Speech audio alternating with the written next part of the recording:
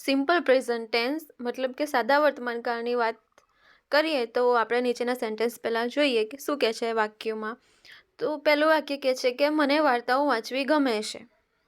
I like to read story books.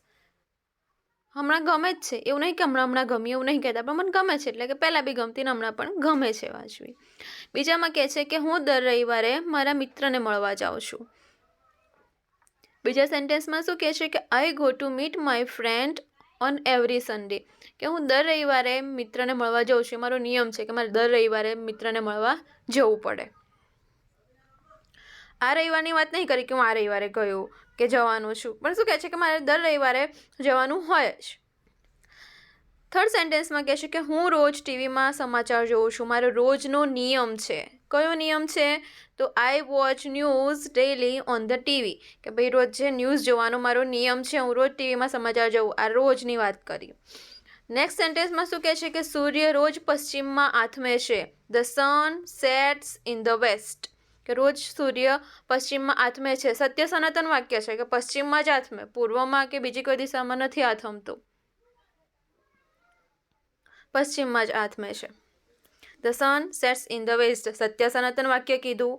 Fourth જે sentence છે એમાં શું કહે છે કે મારા દાદા હંમેશા સાચું જ બોલે છે. વાક્યમાં શું કહે છે કે હંમેશા સાચું બોલે છે. પહેલાંય સાચું બોલતા ને હમણાં પણ સાચું બોલે છે. એવું નહીં કહેતા કે ભાઈ હમણાં સાચું બોલ્યા, એમ પણ બોલે છે. પહેલાં પણ બોલતા ને હમણાં પણ બોલે જ છે. રોજની વાત કરે છે, હંમેશની વાત કરે છે. એટલે શું કહે છે કે my grandfather always speaks truth, કે હંમેશા સાચું બોલે છે. તો આ જે બધા વાક્યોમાં શેની વાત થઈ? તો સત્ય સનાતન વાતની વાત કરવામાં આવી. બીજું શું છે કે રેગ્યુલારિટીની વાત કરવામાં આવી છે, કે રેગ્યુલર કોઈ ક્રિયા થાય છે, કે રેગ્યુલર દર સન્ડે ફ્રેન્ડને મળવા જવાય છે, રેગ્યુલર ન્યૂઝ વંચાય છે, ન્યૂઝ જોવાય છે. મારા દાદા દ્વારા ઓલવેઝ ટ્રુથ બોલાય છે, સાચું બોલાય છે. તો આ જે રેગ્યુલારિટી દર્શાવવા માટે કયો કાળ વાપરવામાં આવે? તો સિમ્પલ પ્રેઝન્ટ ટેન્સ એટલે કે સાદો વર્તમાન કાળ વાપરવામાં આવે. અને સાદો વર્તમાન કાળ એક એવો કાળ છે કે જેનો ઉપયોગ બાર કાળમાં સૌથી વધારે થતો હોય. તો સાદો વર્તમાન કાળ ઓળખવા માટે, સાદો વર્તમાન કાળ દર્શાવવા માટે કયા કયા શબ્દોનો ઉપયોગ થાય છે તો એ જોઈએ. તો શું કહે છે કે સાદા વર્તમાન કાળ દર્શાવવા daily, every day, always, often, usually જેવા શબ્દોનો ઉપયોગ થાય છે. કયા કયા શબ્દો? ધ્યાન રાખજો કે સાદો વર્તમાન કાળ દર્શાવવા daily, every day, always, often, usually જેવા શબ્દોનો ઉપયોગ થાય છે.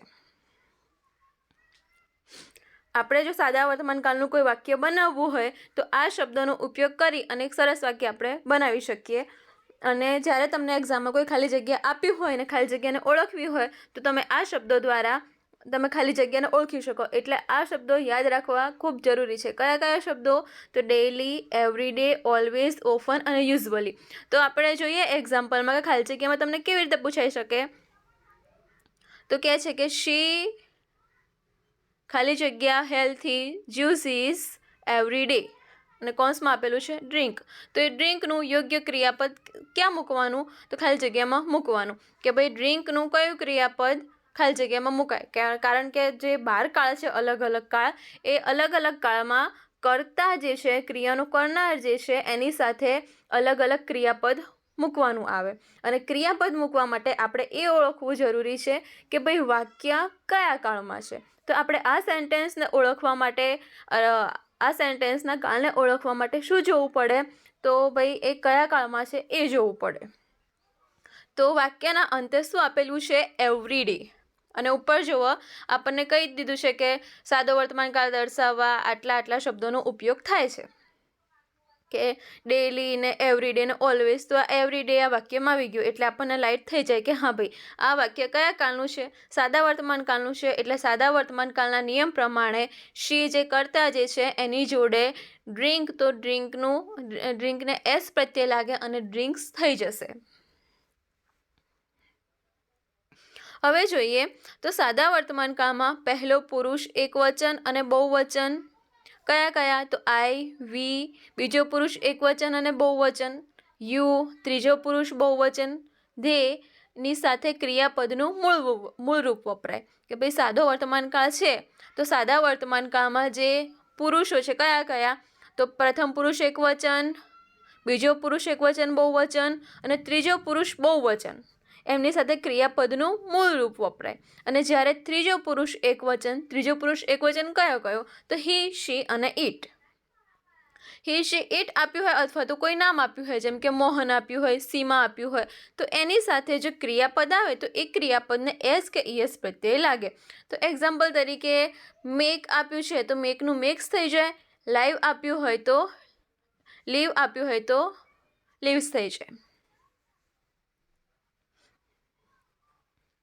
તો એટલું યાદ રાખવાનું કે સાદા વર્તમાનકાળમાં ત્રીજા પુરુષ એકવચનની સાથે ક્રિયાપદને એસ કે ઈએસ પ્રત્યે લાગે તે બધાના પુરુષો સાથે ક્રિયાપદનું મૂળ રૂપ રહે કે ભાઈ જે આપ્યું હોય એને એ જ મૂળ રૂપ જ રહે, એમાં કોઈ ફેરફાર ના થાય.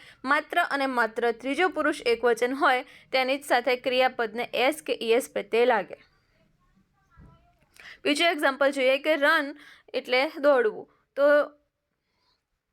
અલગ અલગ કર્તાઓ જે છે સબ્જેક્ટ જે છે એની સાથે ક્રિયાપદનું કેવું રૂપ મૂકે સાદા વર્તમાનકાળમાં તો જોઈએ તો આઈ એટલે પ્રથમ પુરુષ એકવચન અને વી પ્રથમ પુરુષ બહુવચન તો એ બંનેની સાથે ક્રિયાપદનું મૂળ રૂપ મૂક્યું છે.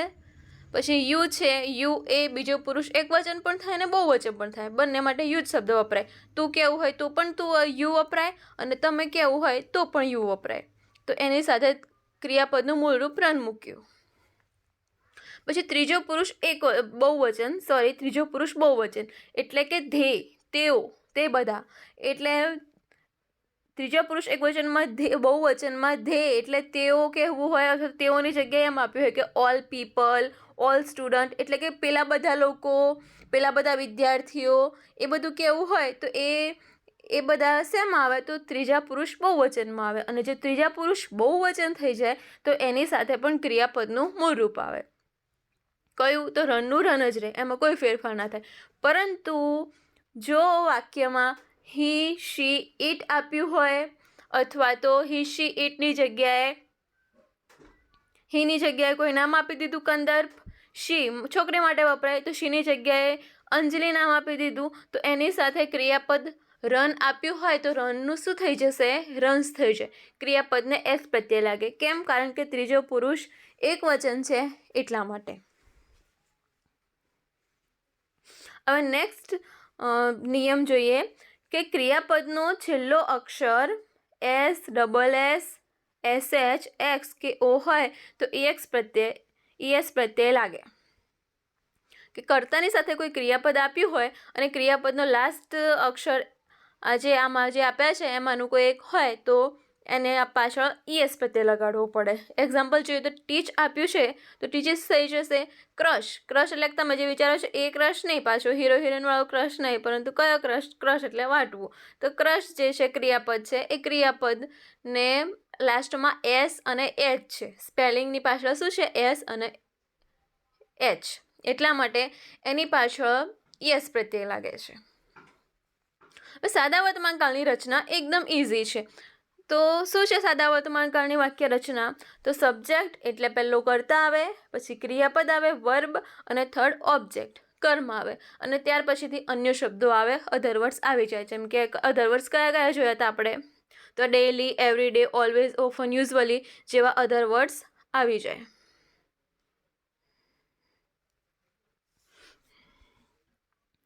હવે સાદા વર્તમાનકાળની વાક્ય રચના જોઈએ કે સબ્જેક્ટ, વર્બ અને ઓબ્જેક્ટ. તો એક એક્ઝામ્પલ જોઈ લઈએ આપણે કે શું કહેશે. તો જો સબ્જેક્ટ પહેલો લઈ લઈએ આઈની સાથે ક્રિયાપદ વોક લઈએ તો આઈ ક્રિયાપદ વોક અને ઓબ્જેક્ટ શું છે ફાસ્ટ, કે આઈ વોક ફાસ્ટ, હું ફાસ્ટ ચાલું છું. બીજો સબ્જેક્ટ છે વી. તો વી એ પ્રથમ પુરુષ બહુવચન છે એટલે આપણે નિયમ પ્રમાણે જોયું કે જો પ્રથમ પુરુષ એકવચન હોય કે બહુવચન હોય તો તેની સાથે ક્રિયાપદનું મૂળ રૂપ રહે એટલે વોકનું વોક જ રહે, એમાં કોઈ ફેરફાર ના થાય. પછી ત્રીજો શું છે યુ એકવચન ને બહુવચન બંને માટે વપરાય તો એ બીજા પુરુષ એકવચન ને બહુવચન યુની સાથે પણ ક્રિયાપદનું મૂળ રૂપ રહે. ધે બીજો સબ્જેક્ટ કરતા કયો છે ધે, મતલબ કે તેઓ, તો ત્રીજો પુરુષ બહુવચન થયું કે એ લોકો, તેઓ. તો એ ત્રીજા પુરુષ બહુવચન માટે પણ ક્રિયાપદનું મૂળ રૂપ જ એમની જોડે, એમાં ક્રિયાપદમાં કોઈ ફેરફાર નહીં થતો. માત્ર ને માત્ર શેમાં ફેરફાર થાય છે? તો હી, શી અને ઇટ. હી, શી, ઇટની જોડે ક્રિયાપદને એસ પ્રત્યે લાગે એટલે અહીંયા વોકનું શું થઈ ગયું? વોક્સ થઈ ગયું. હવે એક એક્ઝામ્પલ જોઈએ કે આપણને વાક્ય રચના બનાવતા આવડી ગઈ કે I walk fast, we walk fast, you walk fast, they walk fast, he, she, it walks fast. તો આપણને સમજાયું કે સાદા વર્તમાન કામમાં પહેલો તો કર્તા લઈ લેવાનો, કર્તા આવી ગયો. આપણે આપણા વિશે વાત કરવી હોય તો આપણે આઈ લખી લેવાનું. કદાચ મારે મારા ભાઈ વિશે વાત કરવી હોય તો મારો ભાઈ લઈ લઈશ કે માય બ્રધર, અને કર્તા લઈ લીધો. ત્યાર પછી તે વાક્ય રચનામાં શું આવે? તો વર્બ આવે, ક્રિયાપદ આવે. એટલે એ કોઈ ક્રિયા કરનાર તો કોઈ ક્રિયા લઈ લેવાની કે માય બ્રધર પ્લે લઈ લઈએ તો પ્લે, અને ઓબ્જેક્ટ કર્મ લઈ લઈએ તો કર્મ કયું? તો cricket. My brother play cricket. પરંતુ માય બ્રધર એ શું થયો? ત્રીજો પુરુષ એક વચન થયો એટલે પ્લે ના રે પણ શું થશે? પ્લેઝ થશે. PLAYની એસ લાગશે કે પ્લેઝ ક્રિકેટ, કે મારો ભાઈ ક્રિકેટ રમે છે. તો એ રીતે આપણા વાક્ય રચના આપણને બનાવતા આવડી જાય. તો એક એક્ઝામ્પલ જોઈએ કે ભાઈ મારે મારા કાકાની વાત કરવી છે તો હું પહેલાં શું લઈશ? સબ્જેક્ટ લઈશ કે માય અંકલ. પછી વર્બ લઈશ, ક્રિયાપદ લઈશ કે બોલે છે. શું બોલે છે? તો માય અંકલ સ્પીક્સ હિન્દી, કે મારા કાકા હિન્દી બોલે છે. બીજી રીતે વાક્ય એ રીતે લખી શકાય કે my uncle always speaks Hindi with their customers. તો વાક્યમાં જે ઓલવેઝ શબ્દ આવ્યો એના પરથી આપણને ખબર પડી કે આ વાક્ય સાદા વર્તમાન કાળનું છે. પણ જો પહેલું વાક્ય હોય એમાં કેવી રીતે ખબર પડે કે વાક્ય સાદા વર્તમાન કાળનું છે? તો ક્રિયાપદ જે છે, ક્રિયાપદને એસ પ્રત્યે લાગ્યો છે એટલા માટે આપણને ખ્યાલ આવી જાય કે આ વાક્ય જે છે એ ક્રિયાપદને એસ પ્રત્યે લાગેલું છે એટલે એ સાદો વર્તમાન કાળ છે. તો હવે વાક્ય રચના તમને બનાવતા આવડવી જોઈએ કે સાદા વર્તમાન કાળમાં વાક્ય રચના કેવી રીતે બનાવવાની, સાદા વર્તમાન કાળનું વાક્ય કેવી રીતે બનાવવાનું. તો પહેલો કર્તા લઈ લેવાનો, પછી શું લેવાનું? તો ક્રિયાપદ લેવાનું. જે કોઈ ક્રિયા દર્શાવતું પદ હોય કે run, walk, it, speak, play, કોઈ પણ ક્રિયાપદ લઈ લેવાનું. એટલે કર્તા પ્લસ ક્રિયાપદ અને અન્ય ઓબ્જેક્ટ આવી જાય, કર્મ આવી જાય, અને ત્યાર પછીથી અધર વર્ડ્સ આવી જાય કે ડેઇલી, ઓફન, યુઝવલી, એવા બધા શબ્દો તમે મૂકી શકો. હવે નીચે કેટલાક આ ક્રિયાપદો આપેલા છે, વર્બ્સ આપેલા છે કે eat, fly, forget, grow, learn, meet, write, advise. આ બધા ક્રિયાપદો આજે ઉપર જે આ કોઠામાં આપણે બનાવ્યું છે કે I walk fast, we walk fast, એ રીતે તમે આજુ લખીને એક્સરસાઇઝ કરો તો જલ્દીથી ખ્યાલ આવી જાય કે સાદા વર્તમાન કાળની વાક્ય રચના કેવી રીતે બને. કારણ કે ખાલી વિડીયો જોઈએ કે એમને એકવાર જોઈ લઈએ કે મૂકી દઈએ તો આપણને ના ફાવે, પરંતુ એક્સરસાઇઝ કરવી જરૂરી છે. એટલે આ જે એક્સરસાઇઝ જે તમને આપી છે, ક્રિયાપદો આપ્યા છે, એ ક્રિયાપદોનો ઉપયોગ કરીને સિમ્પલ, કોમ્પ્લેક્સ નહીં પરંતુ એકદમ સિમ્પલ સેન્ટેન્સ બનાવી અને પ્રેક્ટિસ કરો તો જલ્દી ખ્યાલ આવી જાય, ભૂલ ના પડે કે ત્રીજો પુરુષ એક વચનની સાથે શું મૂકવું અને બહુવચનની સાથે શું મૂકવું. હવે સાદા વર્તમાન કાળમાં નકાર વાક્યની વાત કરીએ તો સાદા વર્તમાન કાળમાં વાક્યને નકાર બનાવવા માટે સહાયકારક ક્રિયાપદ ડુ નોટ અને ડઝ નોટનો ઉપયોગ થાય છે. ડુ ડઝનો ઉપયોગ થતાં ક્રિયાપદને લાગેલ એસ કે ઈએસ પ્રત્યય નીકળી જાય અને ક્રિયાપદનું મૂળ રૂપ રહે. તો કેવી રીતે? તો એક્ઝામ્પલ દ્વારા જોઈએ કે માય અંકલ સ્પીક્સ હિન્દી, કે મારા કાકા હિન્દી બોલે છે. પરંતુ એ વાક્યને નકાર બનાવવાનું છે આપણે કે નથી બોલતા હિન્દી. તો શું કેવી રીતે થશે કે my uncle does not speak Hindi. તો ઉપલા વાક્યમાં જુઓ કે સ્પીક્સ લખ્યું હતું એની જગ્યાએ આપણા જે નકાર વાક્યમાં સ્પીક થઈ ગયું. તો કેમ સ્પીક થઈ ગયું?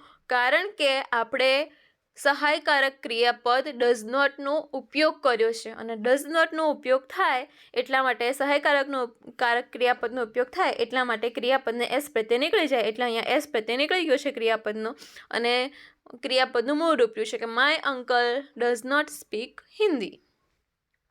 બીજું સેન્ટેન્સ લઈએ કે I usually watch TV in the morning, કે હું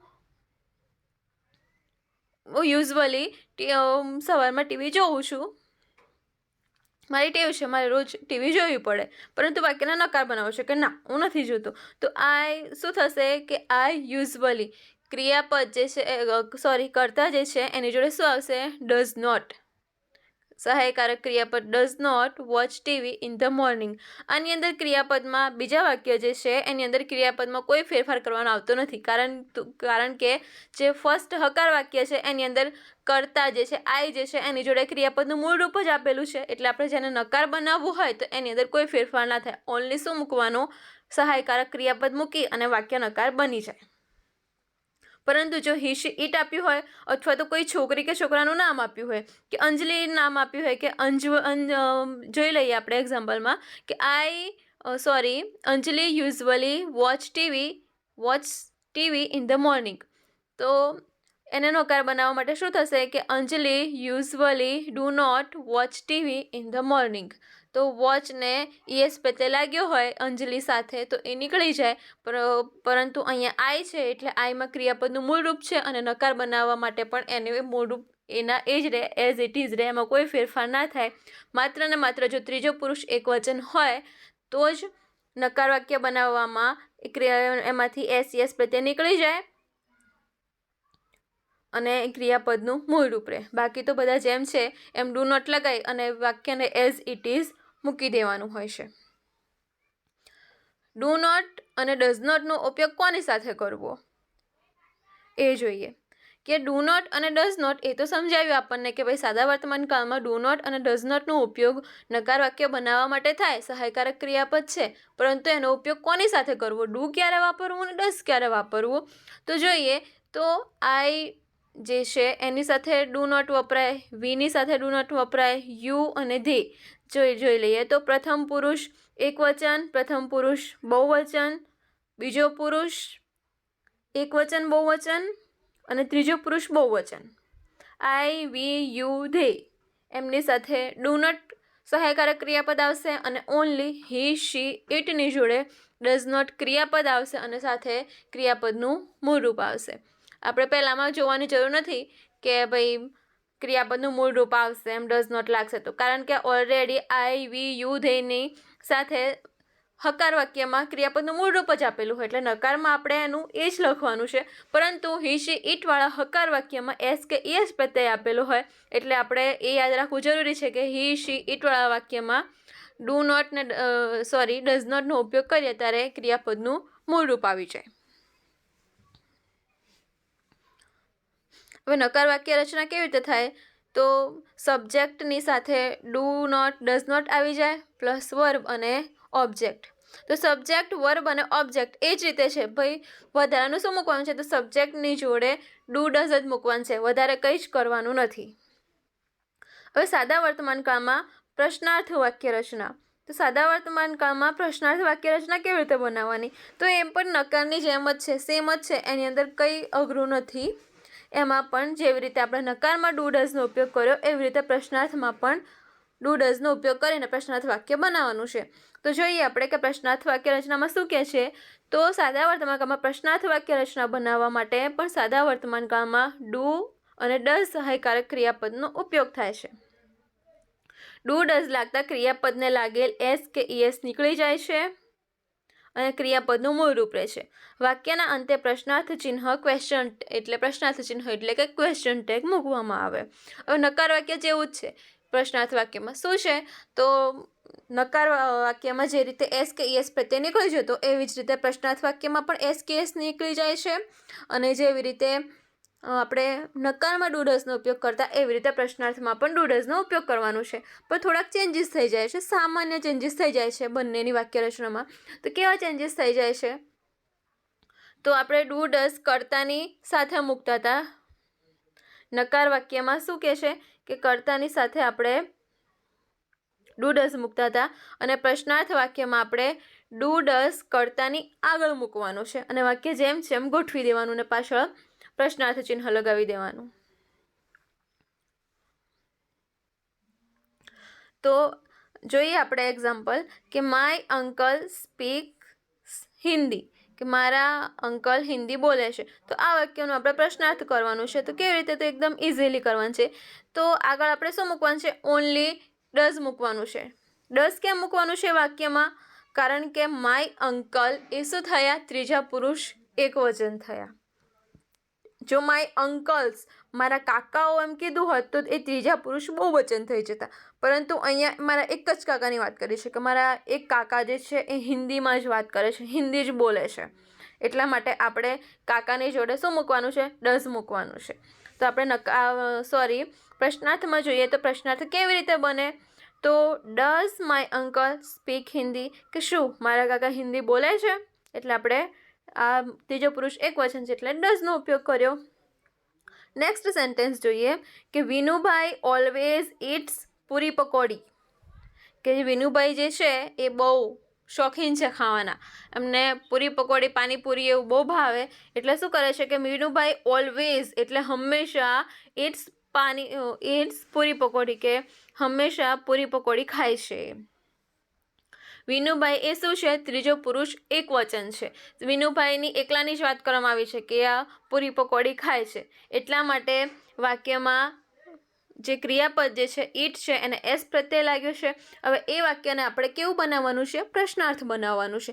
તો કેવી રીતે બનાવશું? તો વિનુભાઈ જે છે એ ત્રીજા પુરુષ એકવચન છે, અને ત્રીજો પુરુષ એકવચન હોય ત્યારે આપણે નિયમ છે. કયો નિયમ છે? કે ત્રીજા પુરુષ એકવચન સાથે ડઝ ક્રિયાપદ લાગે. એટલે ડઝ ક્રિયાપદ લાગે એટલા માટે આપણે ડઝથી પ્રશ્નાર્થ વાક્ય બનાવવાની શરૂઆત કરવાની.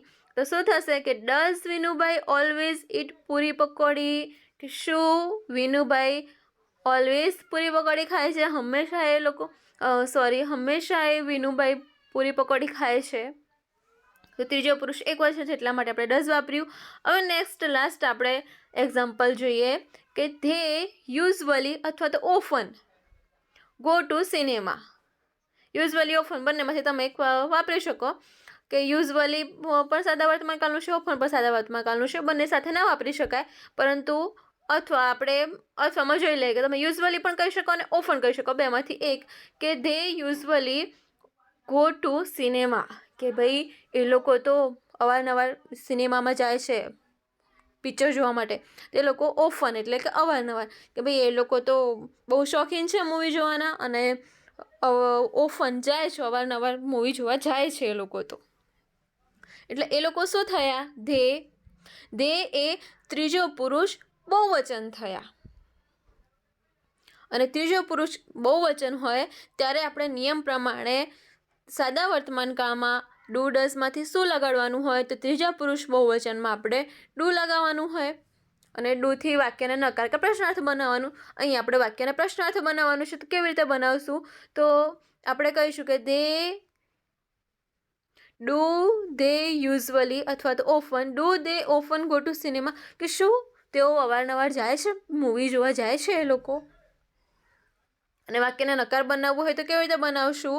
તો એ રીતે કે ભાઈ they do not often go to cinema, કે દે ડુ નોટ કેમ વાપરવામાં આવ્યો? કારણ કે ત્રીજો પુરુષ બહુવચન છે.